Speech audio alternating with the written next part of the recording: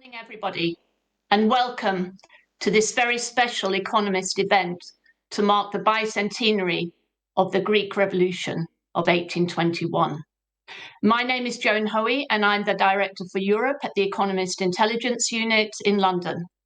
It is a great honour for me to chair this event, together with my Greek co-chairs, John Papageorgiou and Michaelis Mitsos, who will moderate sessions this afternoon.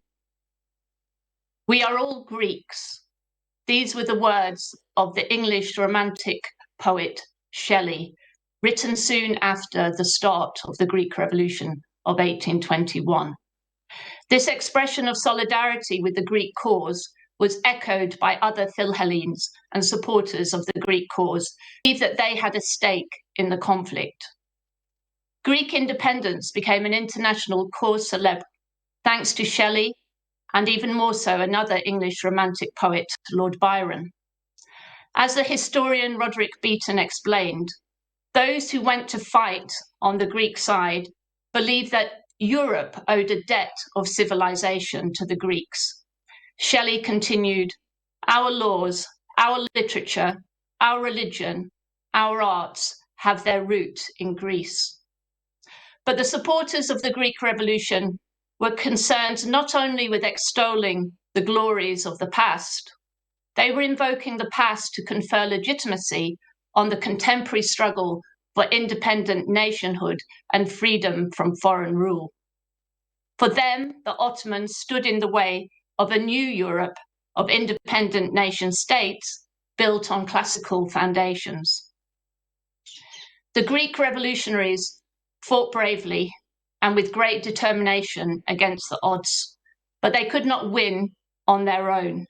The internationalization of the Greek independence struggle led to the intervention of foreign powers, Britain, France, Russia, which ultimately made victory possible. The battle that decided the fate of the Greek Revolution was fought in the Navarino Bay on October the 20th, 1827. The British, French, and Russian task force all but destroyed the combined Ottoman and Egyptian fleet. And from that point onward, the outcome of the revolution was bound up with great power politics. The Protocol of London, signed on February the 3rd, 1830, on behalf of the governments of Britain, France, and Russia, the Greeks were not consulted, declared that Greece would form an independent state and enjoy all the rights attached to independence. Foreign powers were to dominate Greek politics for long after Greece achieved independence in 1830.